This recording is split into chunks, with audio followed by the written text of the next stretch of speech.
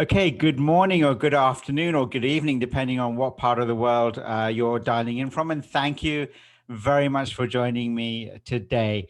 My name is Josefa Hamid. I'm a senior analyst with Daily Forex. And today we're going to be doing a weekly market analysis.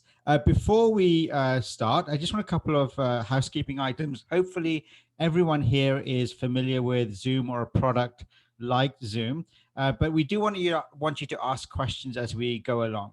So if you have questions, just because there's a good couple of dozen people attending today, so because of the numbers of people on the webinar, we mute the lines, but you can type in a question and just type it into the chat window, and I'll be happy to pick up the question as we go along. So a little bit about myself and who I am. Oh, before we do anything else, the standard risk disclaimer that you see with these things. There's a bit of a fair bit of verbiage on the screen, but really all of this is saying is that today's webinar is for education purposes only, and trading Forex carries a risk of loss. Okay, so my name is Josefa Hamid. I'm a senior analyst with Daily Forex.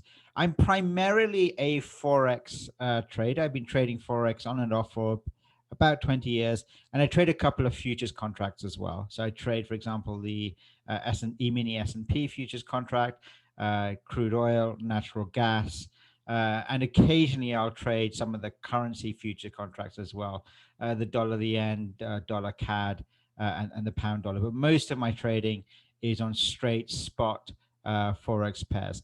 The most important thing I can tell you really about myself as a trader is that I use technical analysis primarily for all of my decision-making process. So for finding my trades, my entries, my exits, and so on. So what that means to me is that I'm concerned with the price chart, essentially, support, resistance, trends.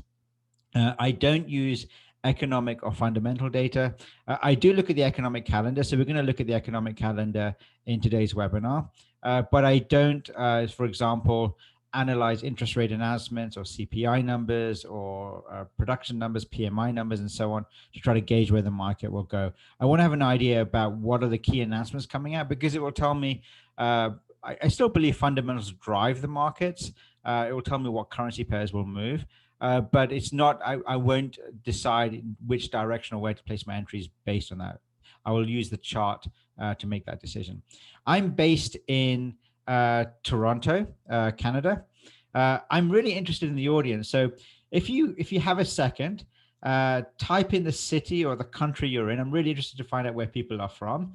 And I want to see if anyone's from my hood. I was born and raised in England, so I want to see if anyone's from there. My parents are in Kenya. Hussein, nice to meet you. You're from Dubai.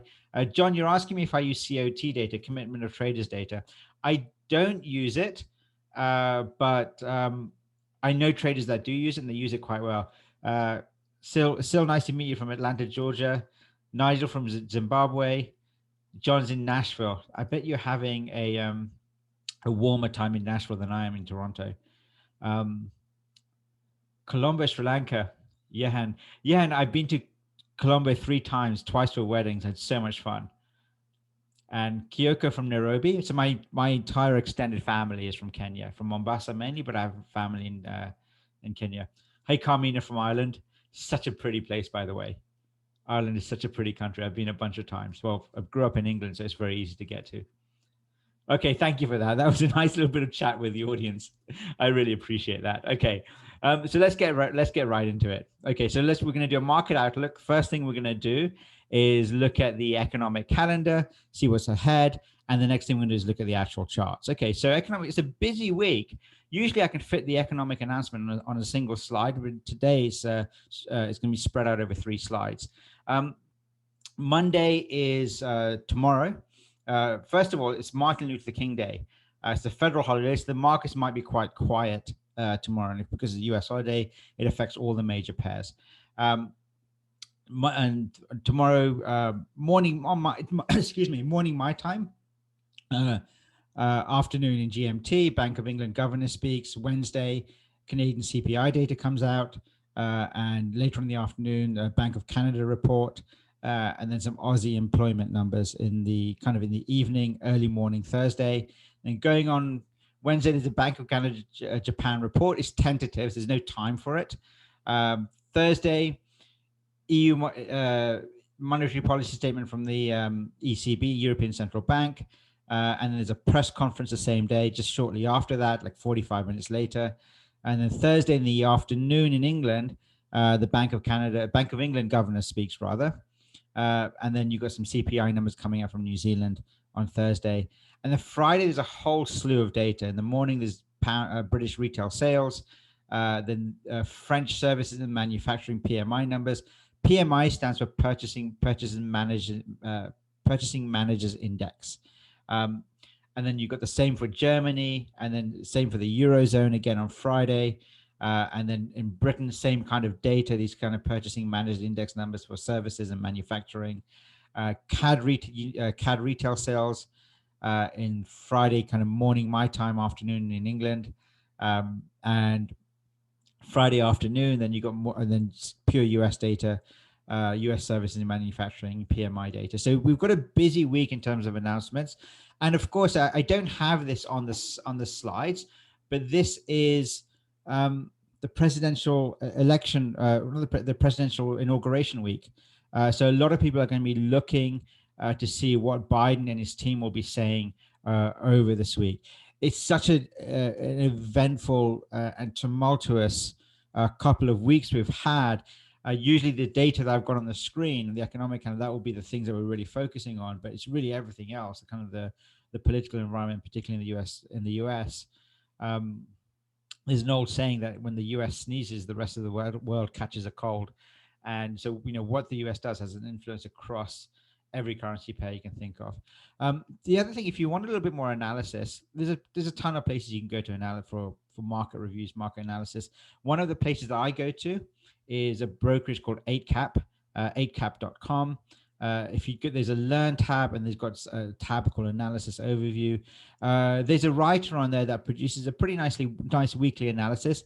It's short to read. I can read it under 7 minutes, and it will kind of give you a little bit more context about what's happening. So this is what it looks like: key events and data. So you just hit the Learn tab. There's an Analysis Overview in green.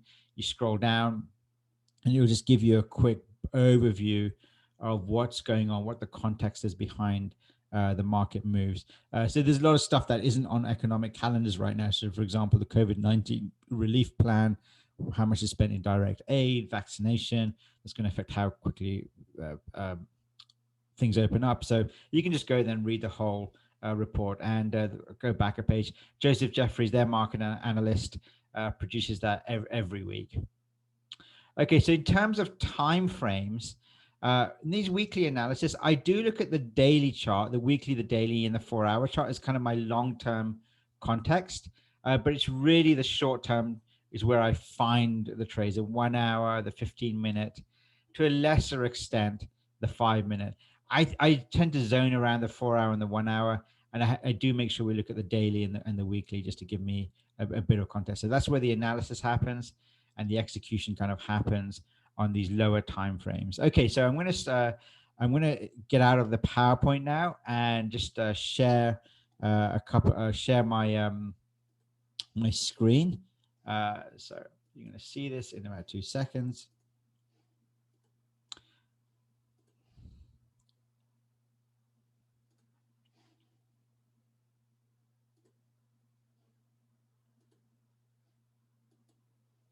There you go. And you can see my my screen. So the first thing I'm going to look at is the dollar index. So I do get asked what platforms I'm using, where am I pulling my charts up from, and so on. So this on the screen, what you're seeing is TradingView. I just use this for the dollar index. It's just nice and clean. And then I'm going to switch to 8cap's MetaTrader 4 platform, MT4. So this is a very long-term chart. This is a weekly chart. So you can see the dollar index was in a downtrend over kind of 2020, a bit of a bounce. It made a support, broke that support, and then it continued. So I'm going to go to the daily chart, And you can see that this is where I've drawn the support line. I've actually drawn it on this low here.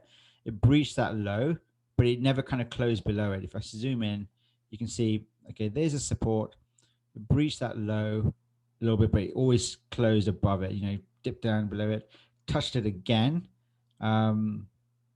It's in late November 2020, and then it's been moving down. So for me, so right now, but what's happened is that the dollar index has started to move up quite swiftly over the last few days, and I think it's going to try to test this level again, this time as a resistance. So I'm kind of bullish overall on the dollar because of that.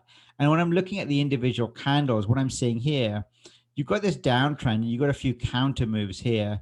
But this is much more than a counter move. You've got some strong daily candles, consecutive daily candles. We've got a bit of a counter move.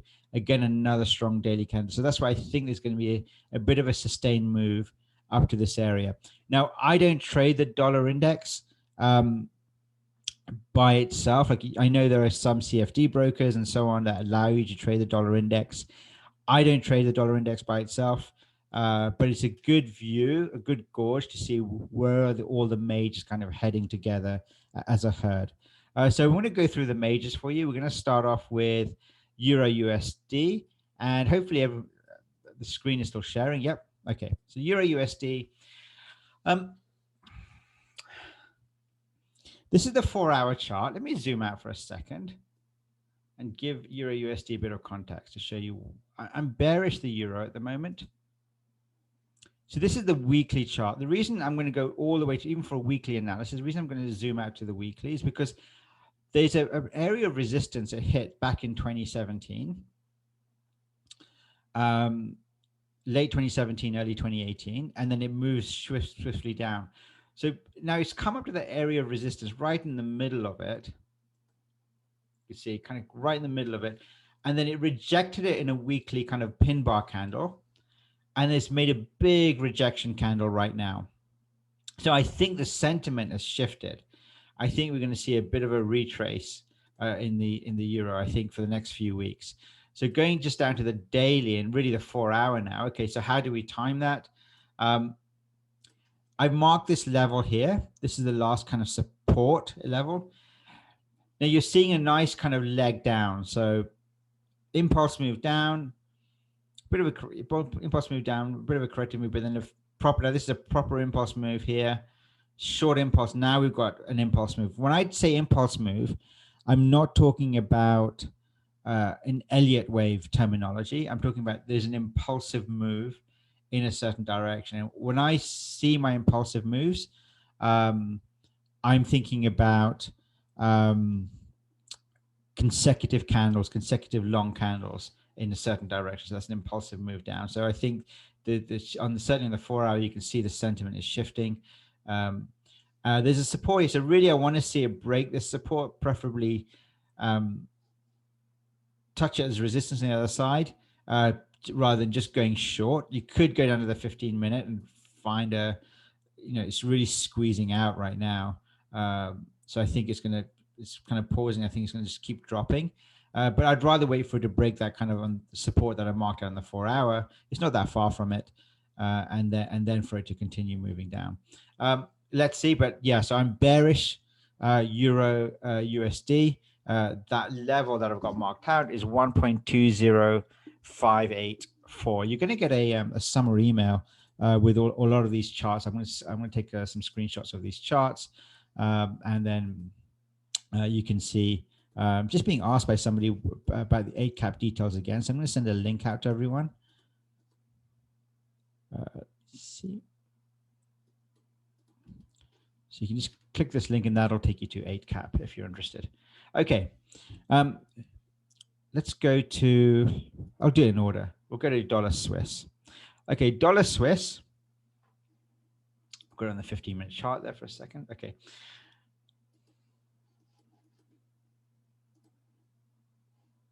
Let's go to the 4-hour.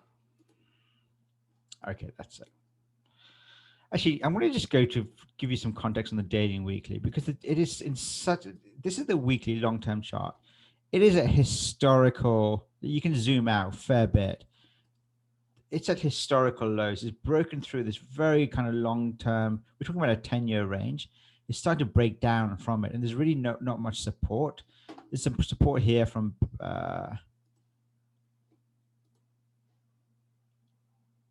we're talking about 2014 now, but it's still a good few hundred pips away from that. And then there's not much support until that support level that was made in 2015 um, when the Swiss bank, the central Swiss bank, unpegged their currency from the US dollar.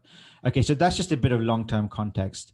But big picture and short-term, I am bearish dollar Swiss. It broke that key level up here, really nice big breakthrough. Didn't really touch it again, and now it's kind of sitting in this bit of a messy range, but it's now hitting this resistance. I'm biased bearish because of the big picture. It's kind of tapping this resistance. It could try to tap this area again here. I doubt it will. But if you look at the kind of I'm going to go to the 15-minute and just explain my view on the very short term kind of picture. Okay. If you look at the 15-minute chart, since this is going back a week or so, since January the 11th, you can see some strong impulsive bearish moves here.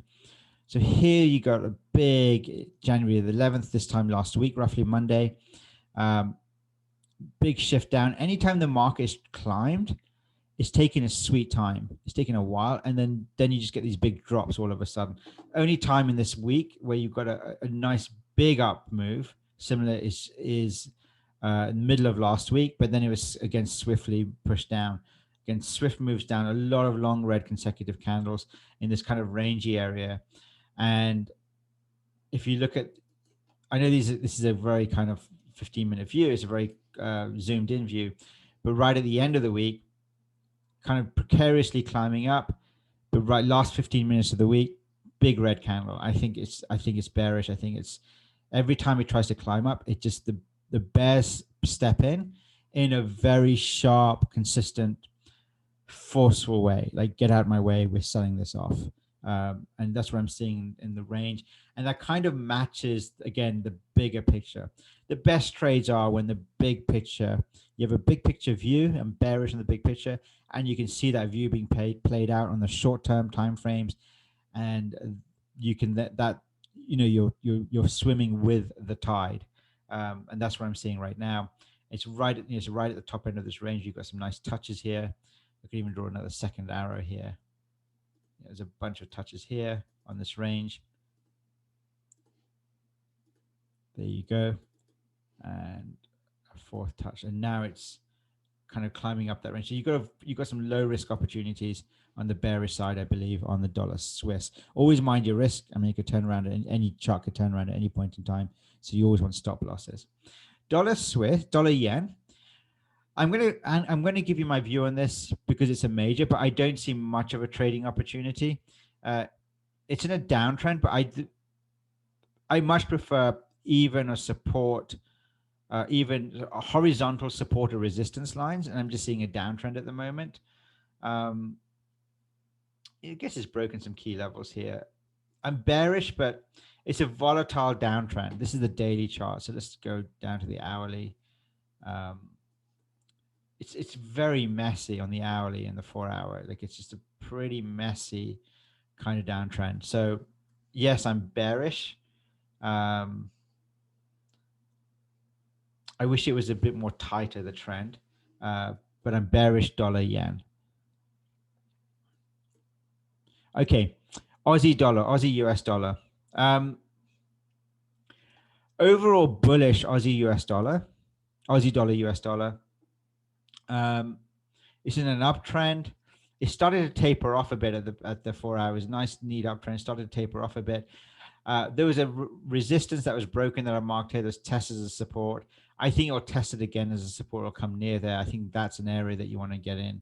It'll probably move down over the next few days. It may take a week or it may take a day or two. But I think it will test this area here, before it so kind of come down to here at some point, and then before it starts to shoot up again.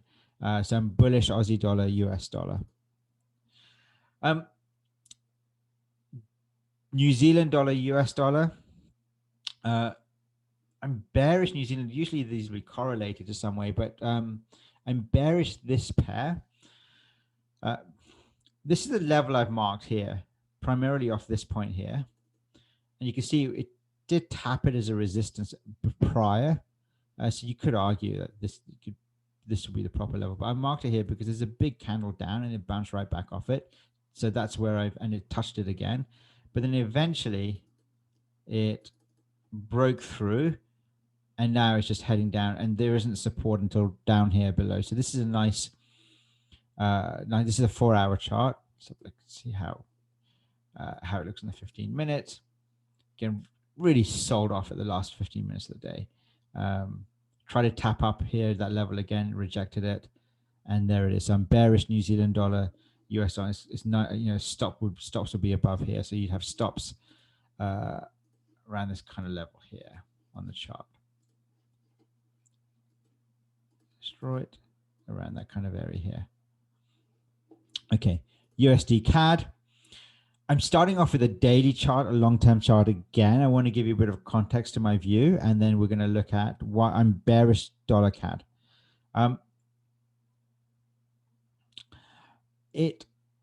There's a launch pad area in kind of December 2019 before the dollar CAD really spiked up. So here it is.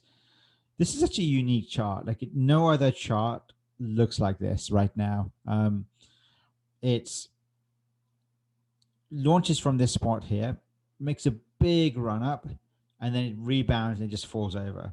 So it had a point where it kind of compressed into a continuation, went down, etc. So I'm marking this. There's lots of levels you can mark out on this chart, but I want to mark out the most pertinent or the most relevant right now. So this is this level here. So this is where it launched off from here. It tested again as a support, didn't hold, breaks through, tested against it as a resistance. That was a great trade back in December. It was a very nice place to get in on the lower time frames. There were trades you could find. So I'm bearish for that reason. Right now, I think it will turn over about here. It's rejected this level here, and so on. The stops are quite wide though. I don't know if I'd use this as a stop or somewhere here or maybe above this level. That's the only issue I have with this trade. I would struggle to find a good place for a stop loss, but my overall sentiment on US dollar CAD is bearish, but because it's not the cleanest of trades at the moment. Okay, now you have the pound dollar. So the pound dollar, let's go back. Pound dollar is interesting right now fundamentally because of the action it's getting off Brexit. It's tremendous amount of news, and it's providing a lot of liquidity for this pair. So this is the daily chart. Now I've marked out two lines that I think are important. The first line is this resistance here, which is broken, but I've marked out this area here. And the reason is this is, if you go to the line chart, so the line chart shows you the closing prices. This is really where the daily's closed. So I'm going to go back. You can see, okay, although I marked at the top of this resistance, it really just snapped back and it kind of closed around this kind of area here. And same here, it didn't want to stay above this area. So this is the area I really wanted to sit above for it to be a bullish pair. I think it will come back down to somewhere in this area to find a buy point. It's such a messy chart though on the short term. It's so rangy and messy. So if I had to trade it over this week and the next week, I'd be bearish to come down. But I do think it could come down. I think it'll tap this level here. I think right in this kind of zone here before it finds buyers again. It's made a nice double top here. It's just not. It's making a strong impulsive move down on the hourly. So it's definitely bearish. Been bearish for like the last few days. So on the 4 hour, and you can see again in these areas, it's been super bearish. Sellers have definitely stepped in. I think the longer term, bigger picture for pound dollar is bullish, but I think in the next week or 2 or 3 weeks, it's a bearish. It's a bearish play. I'd rather those two pictures line up, but there's trades there to be had. I traded exclusively pound dollar for about a 2 year period. I really understood this pair. It does behave quite technically. So I'm bearish the pound dollar. So I'm going to go do a recap, see if there are any questions as well. Okay, so let's do a recap. Euro dollar. Actually, we'll recap from the dollar index. Dollar index. I'm bullish the dollar index. I think it will come up to this level here. I think it's making a bit of a headwind, but I think it will find resistance around here or somewhere around here. Okay. So that means I'm overall my bias for the dollar index is bullish, or for dollar pairs. And then going to the euro dollar. Euro dollar, I'm bearish. That means I'm bullish the USD. I'd like to see it break this support area here first before just jumping in with a bearish trade. But I think it really will come down, tap it, and you can even, there might be some great trades, especially if it comes back around and tests this again as a resistance. Dollar swish bearish based off the big long-term picture that we discussed earlier, and it's kind of nicely hitting these resistance points right now. Dollar yen bearish but volatile, not a very neat trend. It's a downtrend line I'm playing off. Not my favorite trade, but bearish dollar yen. Aussie dollar bullish. I think it will continue to rise, but I think it could tap this area here below this line here. It was a previous resistance, and now it's a support area. New Zealand dollar bearish for sure. It's broken a key level for me. Let's go back to the 4-hour chart. You can see that key level here. This support. There's obviously been some volume in this level. There's been volume here, that's come in, or order flow that's come in these kind of three areas. But it's broken that. It's broken those areas, and you've had a nice. This is that 4-hour chart now. It really just sold off on Friday afternoon. Dollar CAD bearish. Not my favorite trade because it's kind of in the middle of a range at the moment, but bearish based on the overall downtrend. And pound dollar bullish. This is just not my. If you look at the chart immediately, you just see a mess. I think the market will come down to this area here. This is a 1-hour chart, so I think this leg will continue into somewhere around here before finding buyers again. So you could have a bearish play on the pound dollar. Okay, that is the 7 majors and the dollar index, and some final thoughts. I'm going to just share a quick few final thoughts. Hopefully everyone can see my screen. Okay.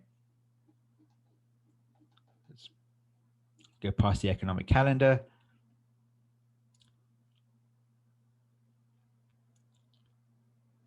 If the chart isn't clear, stay away from it. And always mind your risk. Always have a stop loss. If you ever want to contact me, just give me a shout at josefa@dailyforex.com. I'd be really happy to hear from you. Got questions, or I love meeting new traders. They're very lonely. Trust me, it's a very lonely profession. All right. Have a fantastic Sunday. Thank you for joining me on your weekend. And I'll hopefully see you on another webinar. Take care, everyone. Bye now.